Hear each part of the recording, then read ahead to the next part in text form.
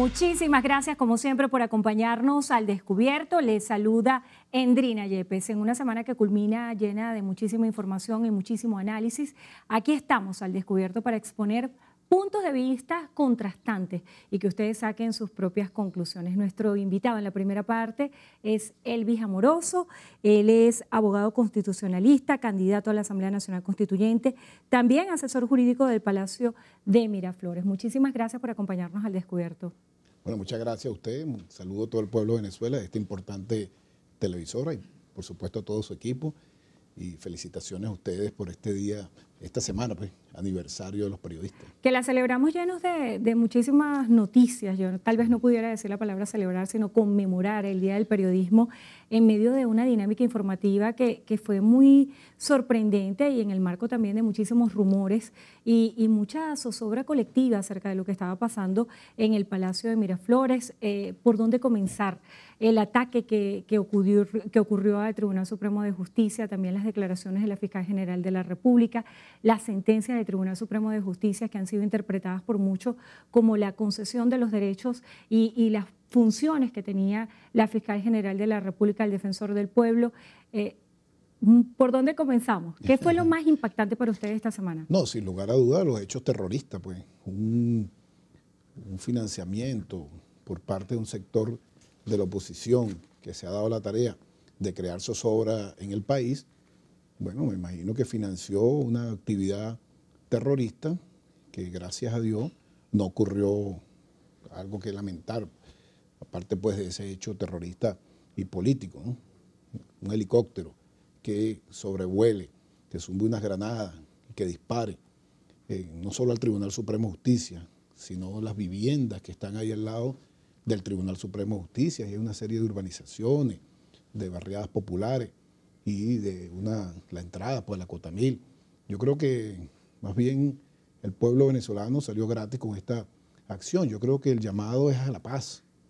Independientemente que uno pueda tener una posición política, yo creo que no tiene bajo ninguna circunstancia por qué convertirse eso en un hecho de violencia, un hecho terrorista. Si las diferencias en un mundo normal son las elecciones, hay un proceso electoral presente que es la Asamblea Nacional Constituyente. Nosotros cuando éramos muchachos llamábamos a veces a no participar, pero el hecho de no participar es que tú no participas, pero no tienes que hacer todo lo posible, como están haciendo esto con actos violentos, de que el que quiera ir a votar no salga a votar. Esas son cosas que verdaderamente no se entiende, pero ese hecho de ese helicóptero, bueno, yo creo que es algo que tiene que poner en reflexión a los venezolanos. Eso no puede ocurrir. Acerca de este evento, yo quisiera que en concreto puntualizáramos dos aspectos. Se encendieron las alarmas en torno a la seguridad que existe en el país y la vulnerabilidad que existe de que cualquier persona en una condición de insurrección pudiera tomar un helicóptero y cometer alguna acción terrorista en el país. Y la otra reflexión que quisiera hacer es que para muchos este evento fue un trapo rojo por parte del gobierno para distraer la atención. ¿Qué dice usted a esto? Bueno, yo creo que sería absurdo pensar que es un trapo rojo, ¿no? Y tampoco es cualquier persona, era el piloto del helicóptero. Yo lo que creo que hay que buscar quién estuvo financiando este hecho terrorista, ¿no? Eso es lo que hay que buscar. Pero si es la persona que está manejando el helicóptero, no es que llegó alguien, se metió en un sitio y se robó un carro que pertenecía a una institución o se robó un tanque. Es una persona que está ahí, ¿no? Y que, bueno, que tiene aparentemente ciertos problemas que, bueno, es cuestión de analizar ya en el momento que lo capturen. Lo que sí es que es una persona que tiene en su mente asesinar a cualquier venezolano, porque con un hecho de esto, lo que atenta es contra la vida de cualquier familia que estaba ahí, no solamente los niños que estaban adentro del Tribunal Supremo de Justicia, hay una guardería, hay trabajadores ahí, hay magistrados, sino los venezolanos que están ahí, los que iban pasando, los que están en la organización esa de los edificios blancos. Eso es lo delicado, pues, porque no miden su acción terrorista o su acción política, sino que sencillamente se lanzan ahí. Pero por supuesto hay que tomar todas esa alarma, tiene que tomarla en cuenta el gobierno nacional, los cuerpos de seguridad, tenemos que tratar de evitar de que eso ocurra en nuestro país. El tema electoral y de la democracia ha estado siempre en el centro del debate nacional e internacional. Las declaraciones que diera esta semana el presidente Nicolás Maduro en un acto donde se estaban juramentando precisamente los comandos de campaña a la Asamblea Nacional Constituyente, donde daba una afirmación, una sentencia en la cual declaraba lo que no se logre con votos se logra con armas, ha sido interpretado como por muchos como un desafío a la democracia. ¿Cómo pudiera usted darle sentido a esta afirmación? Bueno, no es otra cosa, ¿no? Es si se da un golpe de Estado, si tumban al gobierno, nosotros, por supuesto, no nos quedaríamos tranquilos. Nosotros podemos, y así como se ha demostrado, tanto con el presidente Hugo Chávez o con el presidente Nicolás Maduro, que nosotros perdemos una elección, inmediatamente aceptamos que perdimos, pues. Y salimos y reconocemos a las personas que están ahí. Eso ocurrió con la Asamblea Nacional, eso ocurrió con la alcaldía de Chacao, con la gobernación de Lara, por decir algunas que han estado en manos de la oposición. Ellos nunca reconocen cuando nosotros ganamos, pero ahí es donde señala el presidente Nicolás Maduro. Si tumban el gobierno, obviamente que el chavismo no se va a quedar quieto, va a salir como salió el 12 y 13 de abril. Eso ténganlo por seguro, eso no es que eso es algo que es una especie de ilusión, eso es una realidad que está ahí. Igual nosotros no nos gusta, por ejemplo, el gobierno de Miranda es el peor gobierno y los mirandinos saben que es el peor gobierno que ha pasado por Miranda. Pero nosotros no vamos a ir a darle un golpe de Estado al señor gobernador de Miranda. Él tiene que cumplir su mandato. Y si es por otra vía, la vía judicial, serán los organismos jurisdiccionales que se encarguen de la gestión de ese gobernador. Pero nosotros no vamos a propiciar bajo ninguna circunstancia un golpe de Estado contra él, o un golpe de Estado contra el alcalde, por ejemplo, de Petare, que es malísimo. Entonces, bueno, tiene eso, un desastre lleno de huecos, no recoge la basura, la función. Entonces vamos a darle un golpe de Estado por eso. Eso es lo que está pasando aquí, que no quieren entrar en el hilo democrático, sino que siempre van por la vía del golpe de Estado, de la desestabilización y de los hechos terroristas. Acerca de esa vía judicial y haciendo también referencia al espíritu democrático en Venezuela, la fiscal general de la República hacía esta afirmación y voy a leerla. No pueden vencer con votos, usan el derecho penal para aniquilar. ¿Qué piensa usted acerca de esta afirmación que hace la fiscal general de la República, Luisa Ortega Díaz? Bueno, la fiscal general de la República, lamentándolo mucho, tiene una versión hoy, una versión mañana, una versión pasado mañana, una cosa verdaderamente que lo que da es pena jurídica, ¿no? En el caso de la fiscal general de la República. Todo el mundo conoce que la fiscal general de la República fue la que metió preso a Leopoldo López. Ella fue la que imputó a Leopoldo López, a Ledesma, a Escarano. Es ella. Ahora trata de hacerse como una especie de ovejita para congraciarse con el sector de la oposición. Y esas opiniones que hoy emite, ayer eran totalmente contrario a lo que decía. Hoy ella parece que nació ayer y que sus hechos o su forma de actuar en los últimos meses, parece que va a desaparecer todo lo que ha hecho ella anteriormente.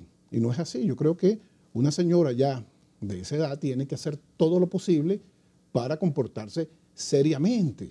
No es posible que la fiscal general de la República, que ha asumido en el país acciones que hoy día quiera cambiarla. Por ejemplo, lo que ella dice de los magistrados del Tribunal Supremo de Justicia. Fue ella, ahí tenemos la foto cuando recibimos nosotros, yo presidía la comisión, el Comité de Postulaciones Judiciales, y ella fue ahí. Y cuando en la segunda designación, ella era miembro del Poder Moral. Y ahí tenemos todas las comunicaciones que se le ha enviado a ella, y ella avaló todos esos magistrados al Tribunal Supremo de Justicia. Incluso cuando habló que se enteró que Calixto Ortega, el doctor Calixto Ortega, había sido designado magistrado al Tribunal Supremo de Justicia, ella dijo, qué bueno que Calixto Ortega esté ahí. Es un buen abogado y un hombre ponderado. Esas fueron las opiniones de la doctora. Entonces no puedes tratar de hacerle ver ahora al mundo de que ella no aprobó eso. Entonces va al Tribunal Supremo de Justicia a mentirle a la Sala Constitucional. Y eso es penado aquí en Estados Unidos, en Europa, en cualquier parte del mundo, que un funcionario público acuda a el máximo órgano judicial del país a mentirle. Y bueno, ha quedado muy mal la doctora Luisa Ortega Díaz. Ella tratará de remendar las cosas, pero ese ridículo jurídico que está haciendo, yo lamento mucho porque ha sido una mujer inteligente, quizás no sé cuál será su tipo de maniobra, pero que está dando pues pena ajena en todos los sectores. Hay dos aspectos también bien interesantes. Ella asegura que con el desarrollo de la Asamblea Nacional Constituyente, el limbo jurídico en Venezuela se agravará.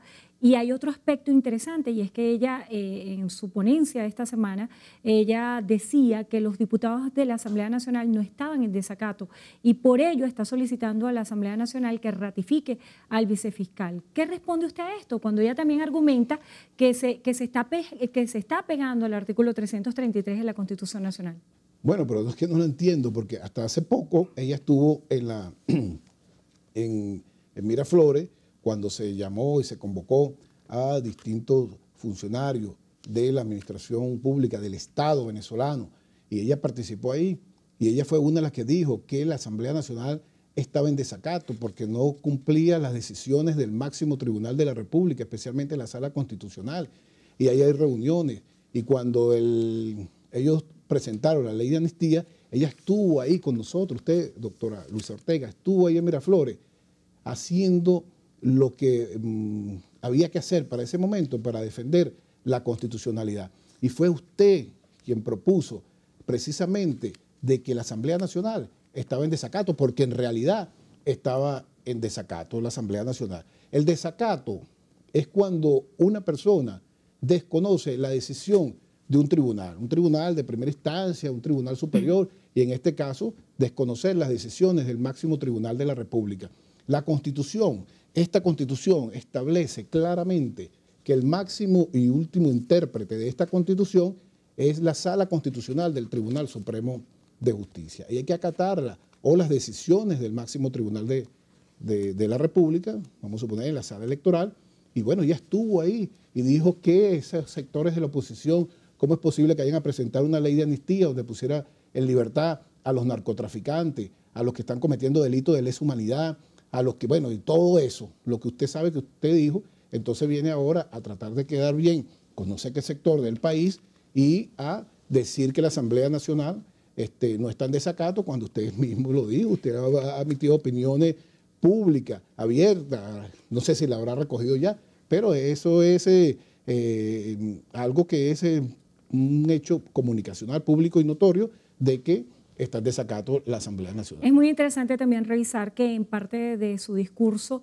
ella hacía cita en 3 momentos al presidente Hugo Chávez y en la parte final hacía un juramento de que iba a poner su vida para hacer que se respetara la Constitución Nacional. Con esta afirmación que hacía la fiscal y con esta pregunta vamos a mandar al corte.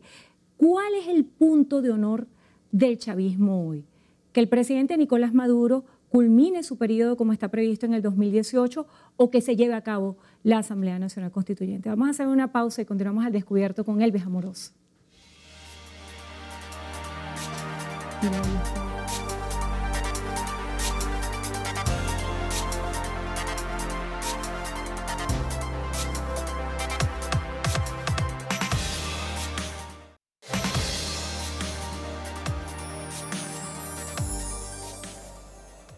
Continuamos al descubierto. Estamos conversando con Elvis Amoroso, él es candidato a la Asamblea Nacional Constituyente, abogado constitucionalista. Le preguntaba acerca de cuál es hoy el punto de honor entre las filas del chavismo. Si lograr que el presidente Nicolás Maduro culmine su periodo como está previsto en el 2018 o llevar a cabo la Asamblea Nacional Constituyente. Bueno, son dos hechos constitucionales, sin lugar a dudas. El presidente de la República debe ir al proceso electoral el año que viene, él mismo lo ha dicho. Habrá elecciones con Asamblea Nacional Constituyente, sí o no, el año que viene. El presidente de la República tiene que cumplir su mandato constitucional, después verá si es reelecto. No es reelecto, es una decisión que tomará pues el partido y por supuesto la consulta que él pueda hacerle a la militancia a nivel nacional.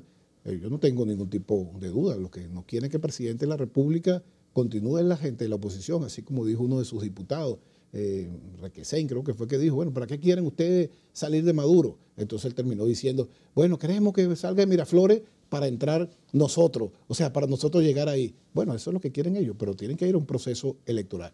Y en el caso de la Asamblea Nacional Constituyente, yo soy un profundo creyente en la Asamblea Nacional Constituyente.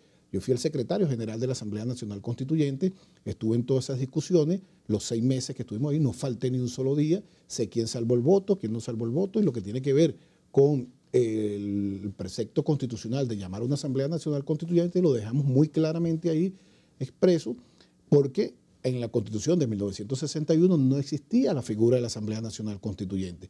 Por eso es que el presidente Hugo Chávez llama a un referéndum para consultarle al pueblo, porque no existía bajo ninguna circunstancia. Pero hoy día sí aparece la figura de la Asamblea Nacional Constituyente. Y no hay nada, licenciada, más profundo en un país que una Asamblea Nacional Constituyente, donde se pueda encontrar todos los sectores y se llame al diálogo y a la paz y a la reconciliación y al perdón. Yo creo que eso es importante. En cuanto a las objeciones más importantes que se han hecho en torno a la Asamblea Nacional Constituyente, están las objeciones en cuanto a la legitimidad de origen y hay otra en cuanto a las objeciones que hay en torno a las bases comiciales. Si pensamos en lo que inspiró en 1900 al producto de esta Constitución de 1999, había un espíritu. Ya el presidente Chávez había dicho cuando se juramentó como presidente, juro sobre esta moribunda Constitución. ¿Qué es lo que hace hoy moribunda a la Constitución del 99? Bueno, no moribunda. Hay una serie de aspectos que quedaron en la Constitución de la República Bolivariana de Venezuela que no se pudieron materializar porque, bueno, primero el tiempo de esa Asamblea Nacional Constituyente que estaba contado. Y otra de las cosas es que se convenció, pues el presidente de la Asamblea Nacional para ese entonces, que era Luis Miquelena, un hombre que yo considero que es una de las personas más ejecutivas que hay, bueno, trató pues de orientar en algún momento la Asamblea Nacional Constituyente hacia otra vía, ¿no? Pero, por ejemplo, yo creo que los trabajadores deben tener rango constitucional ahí. Yo creo que las personas que con un problema con discapacidad deben tener rango constitucional. Los de la tercera edad, todos vamos a llegar a Dios si Dios nos lo permite. Yo creo que tienen rango constitucional. No es que llegue una Asamblea Nacional, un poder legislativo y cambie esas leyes fácilmente, como ocurrió con el gobierno del doctor Caldera con las prestaciones sociales. No tenían rango constitucional y nos quitaron las prestaciones sociales a todos los venezolanos y él y Teodoro impulsaron pues que una persona que tenía 30 años solamente terminaron pagándole 5 años. Yo creo que esa deuda con la Constitución de 1999 hay que saldarla y la mejor forma de saldarla es precisamente una Asamblea Nacional Constituyente. Se ha vendido una visión apocalíptica acerca de esta Asamblea Nacional Constituyente en torno a eliminar gobernaciones, eliminar la propiedad privada, entre muchas otras cosas que se han dicho sobre la Asamblea Nacional Constituyente. ¿Qué dice usted acerca de todas estas críticas? Bueno, fíjese usted, para que vea cómo se tergiversan las cosas. En la Constitución de 1999 no existe la propiedad privada. Usted busca lo que sea propiedad privada y no aparece. El único que trajo la propiedad privada para que se incluyera en la reforma que se perdió fue el presidente Hugo Chávez. ¿Para qué? Y el presidente Chávez decía, vamos a colocar ahí la propiedad privada para que una vez por todas nos siga diciendo el sector de la oposición que la propiedad privada se la van a eliminar. Entonces, es la única vez que sale como nombre de propiedad privada precisamente en que se incluyera en el texto constitucional. Fue la reforma que se perdió, por cierto, y más todo lo contrario, más bien, si se toca el tema de la propiedad privada es para dejarla incluida ahí, para que no se confunda, como ocurrió con la reforma, con la propiedad social, con la propiedad mixta, y yo creo que eso, usted no puede tener miedo de eso, porque sabe que nosotros más bien somos defensores de la propiedad privada. De hecho, cuando las bandas terroristas de la oposición han destruido la propiedad privada, como ocurrió en el estado de Aragua, que acabaron con el comercio, acabaron con industria, es el gobierno nacional el que sale más bien a reforzar, a darle crédito o a subsidiar a esas personas, que esa propiedad privada que ha destrozado ¿quién? La oposición, que por cierto se le ha ido de las manos esta situación a la oposición venezolana, se le fue de las manos, como se le fue de las manos el bachaqueo y como se le fue de las manos el Dollar Today, que empezaron con una acción para tumbar el gobierno nacional y resulta que los más perjudicados son precisamente el sector de la oposición, la industria, por eso empezó con Fedecámara, ese Dollar Today, y bueno, se le fue de las manos y afectado a ellos. Si son estas estrategias de la oposición, y usted dice que el bachaqueo y Dollar Today son estrategias políticas de la oposición venezolana, ¿por qué el Ejecutivo Nacional no ha dado freno a estas estrategias? Bueno, se ha hecho todo lo posible para acabar con eso, ¿no? Bueno, este es un Dollar Today que sube sábado, domingo, lunes, día de fiesta. Yo me acuerdo que existía algo que decía, se cierra la rueda. Yo era un señor que era de la Bolsa de Valores y se cerraba la rueda, ¿verdad? Se cerraba los viernes al mediodía, lo que tiene que ver con el dólar, si sube o las acciones de las empresas. Y se abría nuevamente el lunes en la tarde. Entonces, aquí no, aquí estos señores hacen todo lo que es posible. Ahí sí es importante la Asamblea Nacional Constituyente, porque la Asamblea Nacional Constituyente tiene que dejar ahí en el nuevo texto constitucional que en una circunstancia como esta pueda actuar el Estado venezolano para contrarrestar una situación como esta. No existe jurídicamente ninguna forma para poderlo hacer. ¿Les duele Venezuela? La situación de las calles y las distintas máximas que se llevan en las protestas son escuchadas por el Ejecutivo Nacional. Claro que son escuchadas, claro que nos duele lo que está ocurriendo ahí, los hechos violentos, hay que, bueno, rechazarlo prácticamente 100%. Las víctimas, las personas que han muerto ahí por A, B o C motivo, el muchacho quemado, o sea, toda esa serie de desestabilizaciones que provocó la oposición son lamentables, que han tenido una serie de consecuencias. Yo creo que la vía es electoral, pero la oposición es un problema. Primero porque no tiene absolutamente ningún tipo de liderazgo, no hay quien coordine en la oposición. Ellos dijeron, bueno, queremos elecciones. Bueno, ahora tienen elecciones a gobernador, tienen elecciones de alcalde, tienen elecciones presidenciales el año que viene y tienen elecciones a la Asamblea Nacional Constituyente. Ahora no son elecciones, ahora lo que queremos es salir de Maduro. Maduro no va a salir hasta que no cumpla su mandato y sí les ganan con la votación.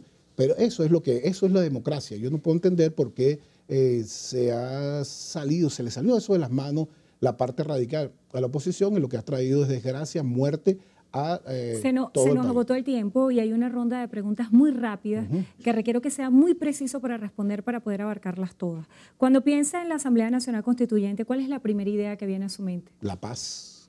Una palabra con la que defina a Venezuela. Bella. ¿Qué deben esperar los venezolanos en los próximos días? Paz, tranquilidad y armonía. Eso es lo que aspiran y queremos todos los venezolanos. Un mensaje para los venezolanos que están fuera del país. Bueno, los venezolanos que están fuera del país, no hay país mejor que Venezuela. Independientemente de que uno pueda tener una posición política, yo creo que Venezuela es el mejor país del mundo, desde todo punto de vista de riqueza, de cultura, y los seres humanos, independientemente de la posición política, los venezolanos estamos por encima de cualquier otra Un mensaje persona. para los venezolanos que estamos aquí. Bueno, yo creo que hay que reflexionar sobre todos estos hechos que hemos estado viviendo los venezolanos. Yo creo que la democracia, sin lugar a duda, tiene que fortalecerse y la única forma de fortalecerse es a través de los procesos electorales. Y a la oposición venezolana que se sumen a los procesos electorales, que dejen ese radicalismo que no le hace absolutamente bien a nada, ni a usted, ni a nosotros, ni al que no está con uno y con otro, porque eso es importante también decirlo, licenciada. Hay gente que no está ni con la oposición, ni que está con el gobierno, está afectada, no puede salir a trabajar. Bueno, yo creo que lo que queremos todos es vivir en paz, en armonía, y yo creo que eso se puede garantizar a través de una Asamblea Nacional. Un personaje que lo inspire. Dios. ¿Un libro? ¿Quién se llama mi queso? ¿Una palabra o axioma de vida? Amor. Elvis Amoroso, candidato a la Asamblea Nacional Constituyente, asesor jurídico del Palacio de Miraflores, abogado constitucionalista. Gracias por estar con nosotros al descubierto. Muchas gracias. Y ustedes quédense allí atentos porque en la próxima parte estará aquí, en este mismo sillón, Juan Miguel Mateus, diputado ante la Asamblea Nacional por el Estado Carabobo en representación de la Unidad, secretario nacional de Doctrina de Primero Justicia, también abogado constitucionalista. Quédense allí.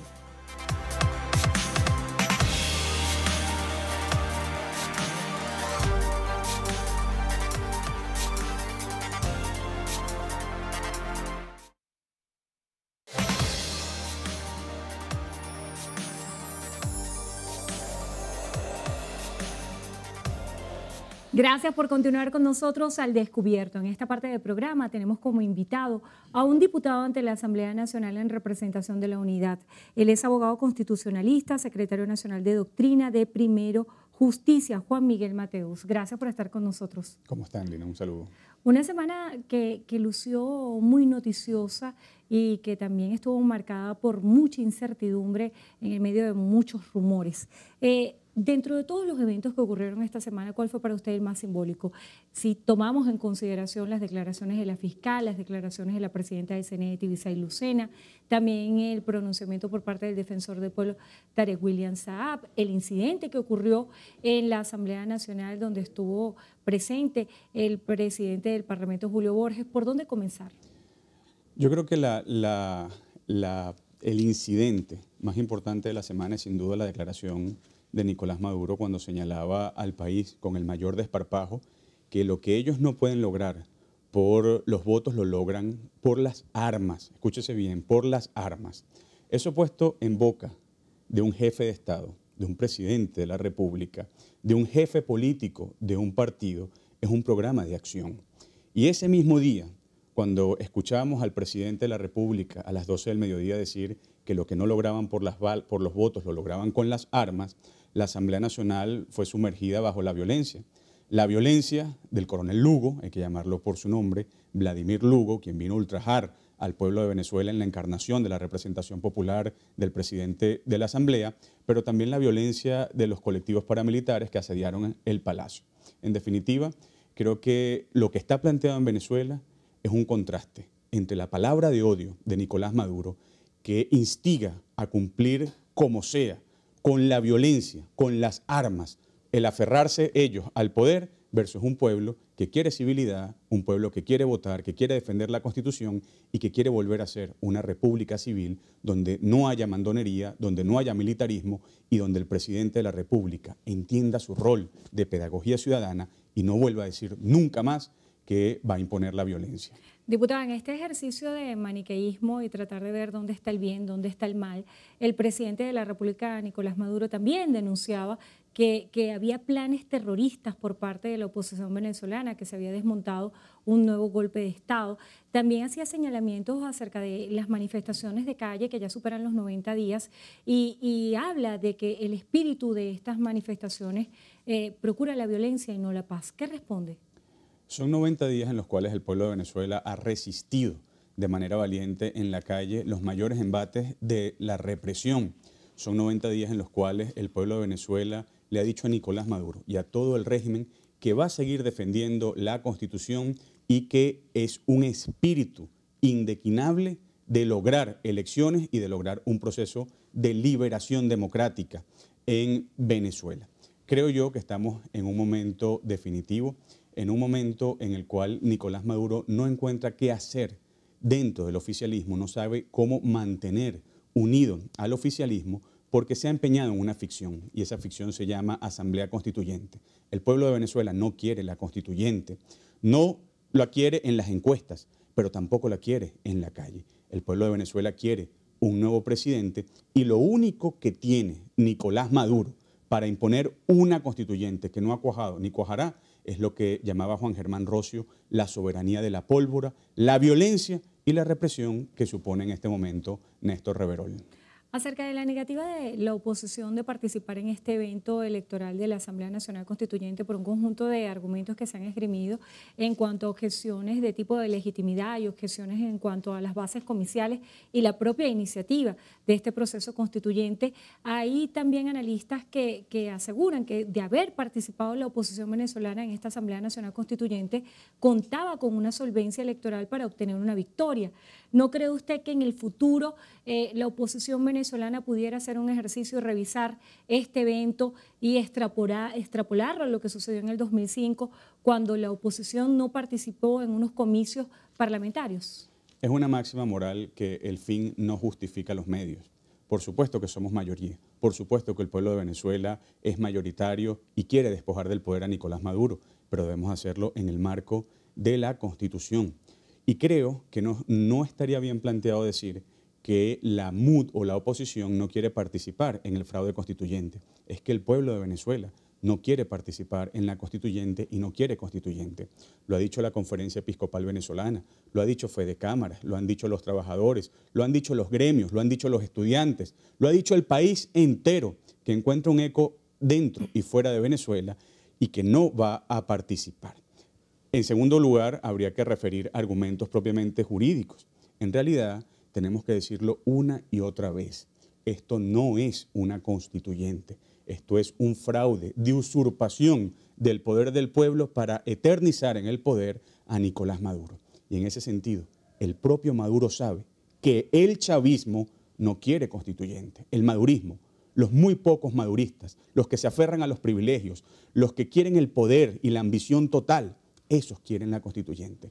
Pero el chavismo sano, que todavía existe, el chavismo que supone ideales, ese chavismo que es crítico, no quiere la constituyente y ese chavismo también se va a purificar, se va a reinsertar en el esquema democrático venezolano, diciéndole que no a ese fraude de usurpación. Escuchamos a la presidenta del CNE, Tibisay Lucena, cuando hacía referencia a que si no estaban de acuerdo los electores en este proceso, que se abstuvieran. Y se ha analizado mucho la posibilidad de abstención en este proceso electoral. En cuanto a legitimidad, ¿qué peso tiene la poca participación de los venezolanos en un posible escenario en esta Asamblea Nacional Constituyente?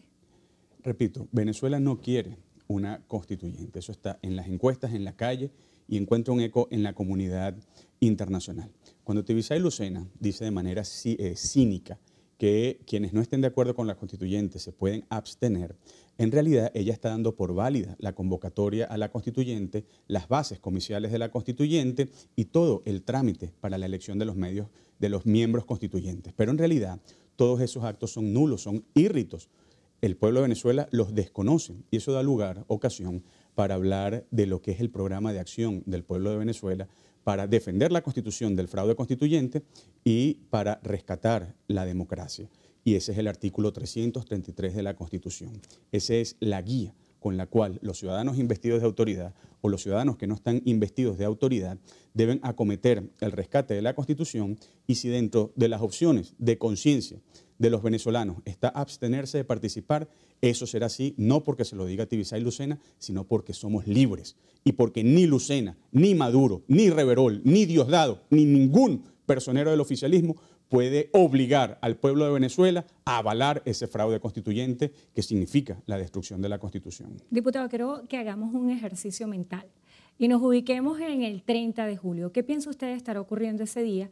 Y también quiero que hablemos del día siguiente, ¿qué va a pasar el 31 de julio? ¿Cómo visualiza ambos días? El 30 de julio es una fecha desde ya deleznable, una fecha en la cual el gobierno pretende actualizar el mayor delito republicano de toda nuestra historia, la muerte de una constitución, el aniquilar el orden republicano, no solo matar la Constitución, sino aniquilar el orden de libertad, el orden de justicia que supone el ser una república civil, que es lo que anida en nuestros corazones, en contraste con el militarismo ramplón que encarna el coronel Lugo que vimos en la Asamblea Nacional en detrimento del pueblo de Venezuela. Pero ese día, el 30 de julio de este año, es una cuenta regresiva para Nicolás Maduro. No lo decimos nosotros, es el mismo pueblo quien está protestando en la calle, el pueblo el que va a protestar con más intensidad. Y lo que más preocupa a Maduro, el 30 de julio, fecha en la cual se deben supuestamente elegir los miembros constituyentes, es la fecha que más hace crujir al chavismo interno, es la fecha que más hace crujir a la Fuerza Armada Nacional, que más hace crujir a el Partido Socialista Unido de Venezuela, con lo cual el propio Maduro sabe, él lo entiende, en Miraflores entiende que el 30 es un problema grueso, grande, que él tendrá que administrar. De aquí al 30 de julio, ¿continuarán las acciones de calle? ¿Cuál es la estrategia política que tiene prevista la oposición venezolana? Es defender la Constitución. El programa de la unidad y el programa del pueblo de Venezuela es defender la Constitución. En ese sentido, quizás conviene pedagógicamente explicarle a Venezuela qué significan los artículos 350 y 333 de la Constitución.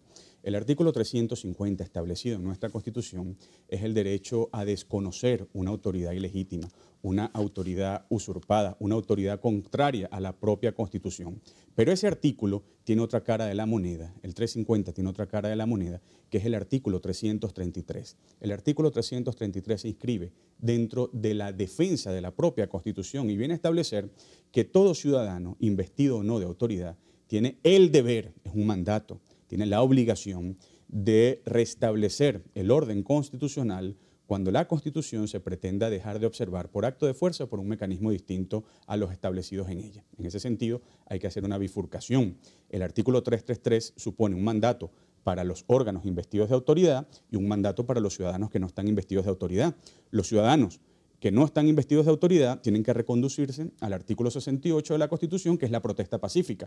Y quienes estamos investidos de autoridad tenemos el deber, por la propia Constitución, en virtud del artículo 333, de sanar los poderes públicos, y por eso es que la Asamblea Nacional, en virtud del 333, adelanta el proceso de designación de magistrados, de designación de rectores y, por supuesto, de remoción del defensor del pueblo, porque no le sirve a los intereses de la nación, sino a los intereses del dictador. La fiscal general de la República en recientes declaraciones hacía referencia a la situación de los diputados de la Asamblea Nacional. Ella decía, yo en su momento aseguré que no había ruptura del hilo constitucional y ustedes no tomaron las acciones. ¿Siente usted que esto fue un exhorto para que tomen medidas o de alguna manera alguna forma de reclamo por la inacción? Bueno, creo que es lo que debemos esperar los venezolanos que creemos en la separación de poderes y que creemos en el Estado de Derecho con instituciones fuertes que sirven a la Constitución. La fiscal tiene derecho a decir, dentro del marco de sus competencias y dentro del marco de lo opinable dentro de la Constitución, lo que ella tenga bien para el país, y la Asamblea Nacional no se debe ni se puede irritar. Nosotros hemos adelantado desde la Asamblea Nacional todo tipo de iniciativas para rescatar la dignidad del Tribunal Supremo de Justicia, y eso tenemos que rescatarlo, recordarlo. Una primera comisión para estudiar la designación de los magistrados express, una segunda comisión que derivó en un informe que vino en la nulidad de los actos, del acto de designación de esos magistrados express, la reforma a la ley orgánica del TCJ para solucionar el problema de la sala constitucional. Hemos hecho de todo, comité de postulaciones judiciales. En este momento estamos rescatando el Tribunal Supremo de Justicia. Lo que sí es importante es que Venezuela cuenta hoy con dos poderes públicos independientes que están luchando por la Constitución, y eso es de recibo en esta lucha por la democracia. Diputado, hizo referencia varias veces al Tribunal Supremo de Justicia y ha sido una de las figuras que ha estado más en el centro de la polémica, no solamente nacional, sino a nivel internacional. Y Diosdado Cabello también hablaba como vicepresidente del Partido Socialista Unido de Venezuela y decía que cuestionaba que los diputados de la oposición venezolana no habían rechazado de una manera enérgica o contundente el incidente que ellos calificaron como un acto terrorista donde se lanzaron granadas y explosivos al Tribunal Supremo de Justicia. Ellos aseguran que esto puede haber derivado en una gran tragedia y no ha habido un pronunciamiento por parte de la oposición venezolana. Vamos a hacer una pausa y al regreso continuamos al descubierto. Estamos conversando con el diputado ante la Asamblea Nacional en representación de la Unidad, Juan Miguel Mateu, abogado constitucionalista, secretario nacional de Doctrina de Primero Justicia. Ya venimos.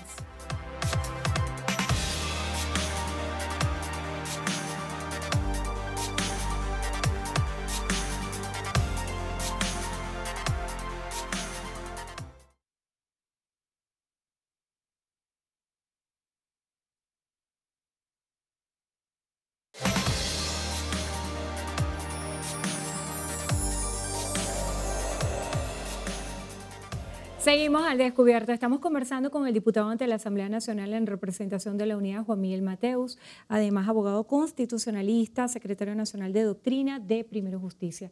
Queda en el aire su respuesta acerca de por qué no hay un pronunciamiento acerca de este incidente que ocurrió en el Tribunal Supremo de Justicia esta semana, cuando Óscar Pérez irrumpió con un helicóptero. El gobierno ha calificado este acto como un acto terrorista. ¿Por qué no ha habido un repudio a esta acción? Yo creo que esa pregunta es muy importante y es muy profunda y da mucho para responder. Lo primero es que si estuviésemos en un país normal, en un país decente, con institucionalidad, esos acontecimientos del helicóptero y del Tribunal Supremo de Justicia hubiese dado lugar a todo tipo de información cierta, veraz, por parte del gobierno, porque es lo que espera la ciudadanía. Y si este fuese un país normal, los órganos de inteligencia estuviesen en este momento de la mano con los órganos del Ministerio Público para hacer la investigación, pero el gobierno no lo ha hecho. Lo segundo, más allá de la mera declaración sobre el hecho, es lo que causa esta situación. Y es una situación que no se justifica, pero que se explica. Y si tiene algún responsable, el responsable es Nicolás Maduro, que ha llevado Venezuela a una dictadura, que ha cerrado todos los cauces para la solución del conflicto político y que engendra con su lenguaje del odio estas actitudes que, repito, no se justifica.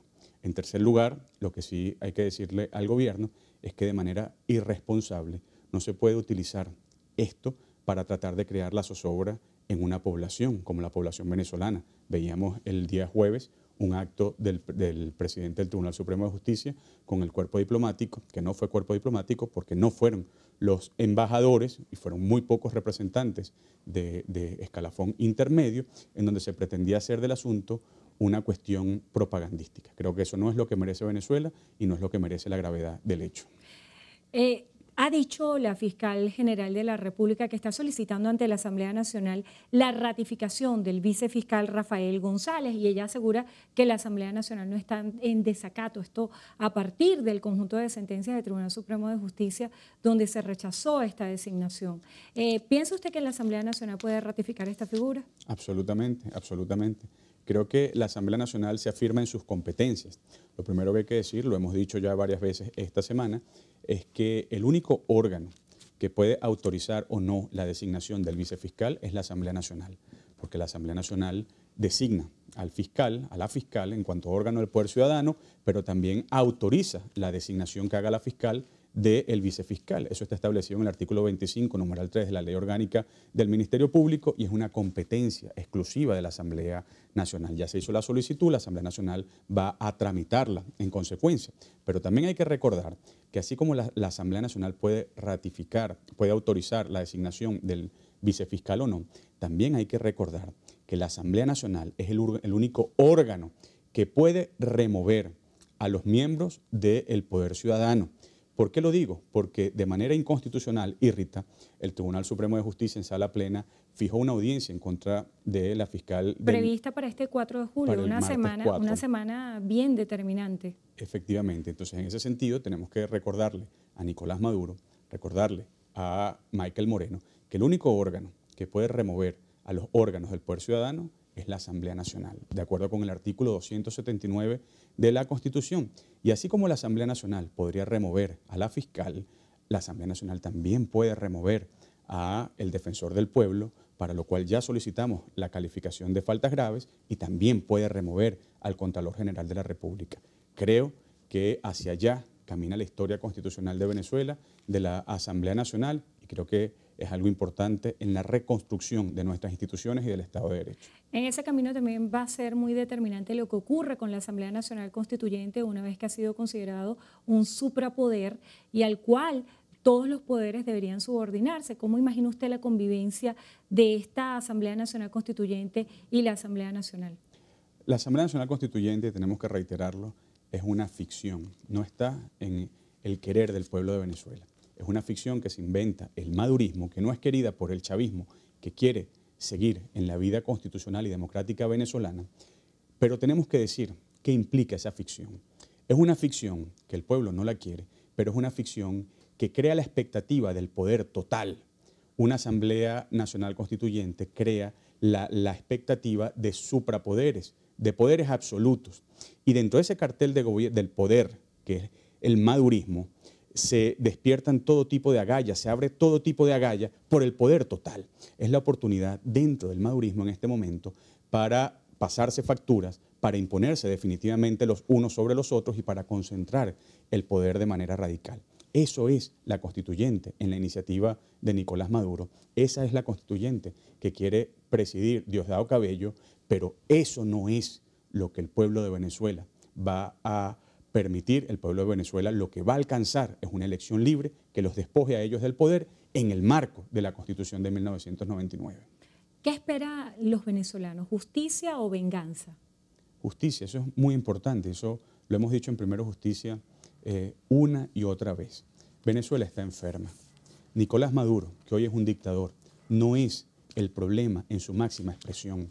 Nicolás Maduro es una arista del problema. En Venezuela se han creado las condiciones para que haya un régimen dictatorial cuya máxima expresión en este momento es, por supuesto, que es Maduro. Pero nosotros tenemos que sanar a Venezuela. Y para sanar a Venezuela hace falta justicia, pero también hace falta perdón.